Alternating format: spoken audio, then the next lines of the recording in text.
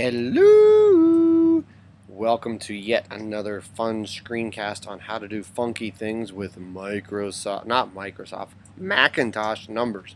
Oh, would we that we had Microsoft. But we don't. We've got Macintosh, so we'll make do. Today, we're going to be looking at how to make a histogram. What in the world is a histogram, Mr. Stutz? Well, a histogram is what you would use to show data groups rather than individual pieces of data. We are here with our Practicing with Central Tendencies worksheet, and you'll see here I've got this data, how long a minute is, and the guesses, guess 1, guess 2, guess 3, and there's a whole bunch of data. And of course, you know that if we were to graph this, highlight it, just a little bit of it, make a quick bar graph, each guess would show up as an individual bar. What a histogram does is it groups those together so that instead of all these individuals, you'll have, for example, guesses of 0 to 5 seconds, 5 to 10, 10 to 15, etc., etc., etc. So that's what we're going to make today. What I've done is I actually went through and I made a new sheet that had all of the guesses for all of the classes, just so that we had a ton of data with which to work.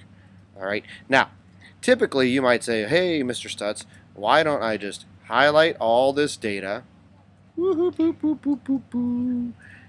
reorganize it, sort the selected rows by column B, guesses for all classes, and bam, I've got all this data in a nice, neat, orderly fashion. Well, I would say, now you've got to go through and you've got to count. How many guesses were between 0 and 10? How many were between 10 and 20? How many were between 20 and 30? And that is a lot of counting, especially when you consider, holy cats, oh my goodness, it just keeps going.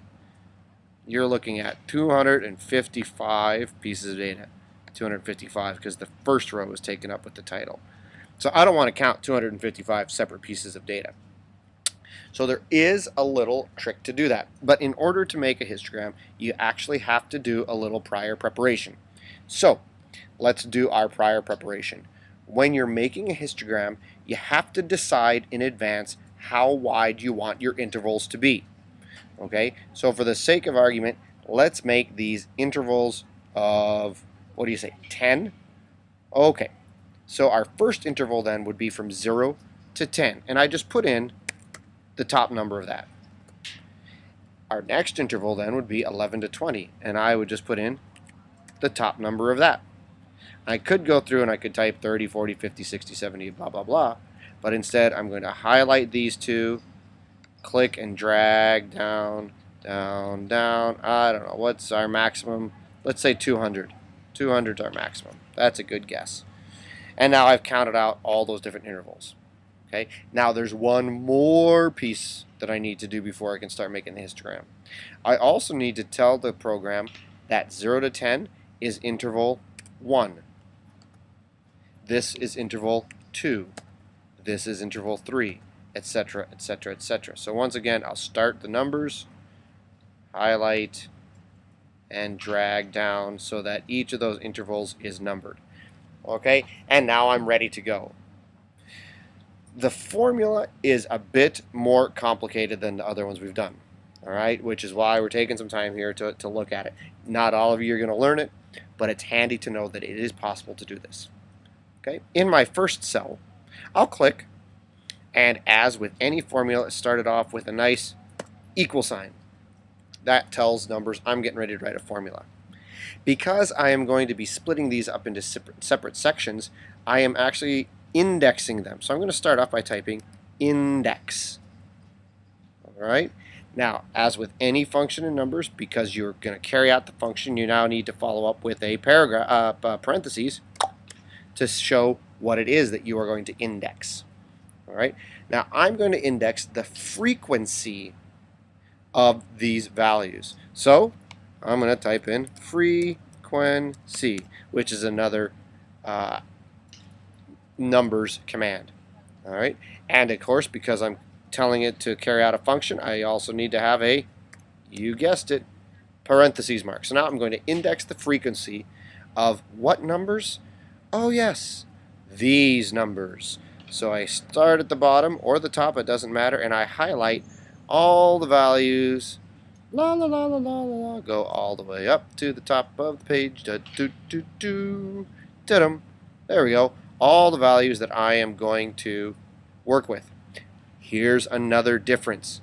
Because I have multiple small tables of data that I'm going to be working and dragging, I need to lock the values with which I'm working. Okay? The way you lock the values is by clicking in front of them and typing a number, dollar sign. Okay? Numbers makes it a little bit easier for me. They have this drop down arrow here, and I can tell them, look, I want the first one, absolute row and column, to have that dollar sign in front of both of those. And I also want this second one to have dollar signs in front of both of those. I'm locking it, okay, so that when I click and drag, I'm not changing the data at which I'm looking. So I've locked that. I've told numbers I want to look at the frequency that these values happen. And now I need to go to the next part of the frequency argument, which is actually separated here by a comma. Click. There's a comma. And now I want to tell it what are the intervals into which I'd like to split. And I need to come all the way down here to where I have these numbers set up. And I'm going to highlight these numbers. And I say, look, numbers, program, take these blue guys and split them up into groups according to these orange guys. Alright? But just like the blue guys, I need to lock these values. So I'm going to come back up, absolute row and column, and that does the first set of them, and I needed to do it again for the second set, absolute row and column. So there's my frequency command. I end the command with the closed paragraph, but I'm not done yet. Not quite. I close the paragraph, and that takes care of the frequency piece. But I haven't finished with the index command yet. All right. The index function says, all right, well, out of these orange guys, which one's first, which one's second, which one's third? All right. And I'm going to start with the very first one being this cell right here where I have the number 1. All right. So I click on that cell, and it says, okay, you're going to start with E225. And that one I don't need to lock because actually I'm going to be dragging and dropping that. So now I'm done. Frequency, which values I'm looking at, which intervals I'm splitting them into. I've shut that argument with the paragraph, the parentheses. Now I'm indexing, starting with number 1 in E225. I close with the parentheses, and I hit enter. And it tells me that, hey, Mr. Stutz, between the values of 0 and 10, you had no guesses. Nobody guessed 10 seconds or less. Let's see if that's right. Hey, look at that. Our very first guess was 12. So yeah, nobody guessed between 0 and 10. Fantastico. Alright, so now, do I have to repeat all of that garbage for every single one of these intervals? Everybody say it all together? Heck no, Mr. Stutz, you don't. The nice thing about locking those values is that I've made sure that these blues and these oranges don't change. But because I didn't lock the little purple guy here, when I drag this down, it's going to change this from E225 to E226, 27, 28, 29, and split up my intervals. So I'm going to click on the corner here, and drag down, and look how those all just get populated with my guesses from those different values. Okay, we can check our work here real quickly, yeah? Let's just take a fast look. According to this, I should have 2 guesses that are between 10 and 20. And I should have 7 guesses that are between 20 and 30. Well, let's take a look. Up to the top. Okay, how many guesses between 10 and 20? Hey, look, there's 12 and 20. 2 guesses between 10 and 20. And then how many was I supposed to have? 7. That's right. Good job. Let's see. 1, 2, 3, 4, 5, 6, 7. Hooray! Look at that. It works. And now what we've got is a beautiful set of data that I can use to create my histogram. And a histogram is just a graph that shows a range of numbers. So if I highlight these, go up and make a chart, and I'll make it a bar graph. Now I show all of the guesses within a certain range. Okay, let's scoot it over here so that we can take a look, and I'll move it down, down, down, down, down, down, down, down, down. There's our table. So it's right next to the table. Okay, you can see that my intervals here are actually the guesses. So if I wanted to, what I really probably should do is I go in here and untitled 1, I would call that 0 to 10. 0 to 10. Untitled 2 would be 11 to 20, and etc., etc., etc. Okay?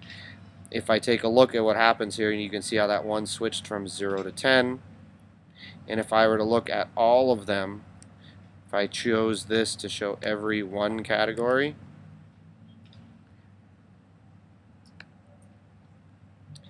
you would see then, let's see here, one category, there it is.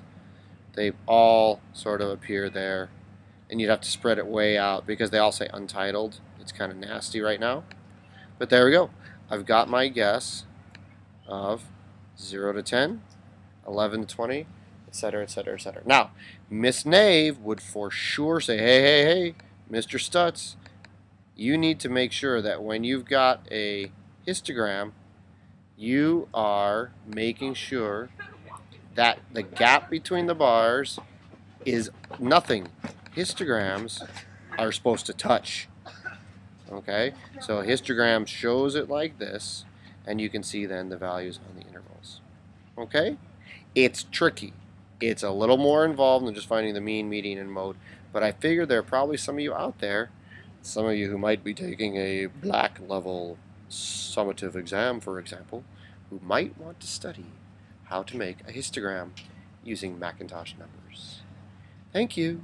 Have a wonderful afternoon, evening, morning, or whatever time of day it is in your time zone. Bye-bye.